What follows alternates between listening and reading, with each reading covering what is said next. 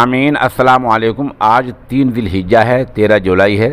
3 ذی الحجہ اس لیے ہے کہ چاند کی تاریخ کی شروعات سورج غروب ہونے کے بعد فوراً ہو جاتی ہے۔ خبر کا عنوان ہے عیدگاہ میں دوگانہ یعنی عید کی نماز بقرعید کی نماز ادا کرنے کی اجازت۔ دراصل آج جمعیت علماء ہند کا ایک وفد ڈی ایم شاملی محترمہ جسجیت کور سے ملا ہے۔ اس وفد کی رہنمائی، اس کی قیادت جمعیت علماء مغربی اتر پردیش کے صدر مولانا محمد عاقل قاسمی کر رہے تھے۔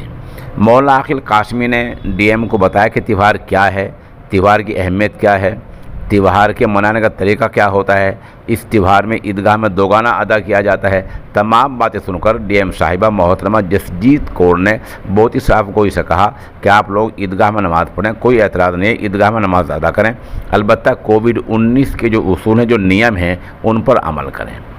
عیدگاہ میں نماز پڑھیں، عیدگاہ میں نماز پڑھنے پر کوئی اعتراض نہیں ہے، صفائی کا خیال رکھیں۔ مولانا عاقل قاسمی نے ڈی ایم کو یقین دہانی کرائی ہے کہ محکمہ صحت کی ہدایات کو، گائیڈ لائن کو مد نظر رکھا جائے گا۔ اسی مناسبت سے مولانا عاقل قاسمی نے اہل اسلام سے اپیل کی کہ وہ اس موقع پر بھی اور ویسے عام زندگی میں بھی جسمانی فاصلہ کا خیال رکھیں اور ماسک کا خیال رکھیں۔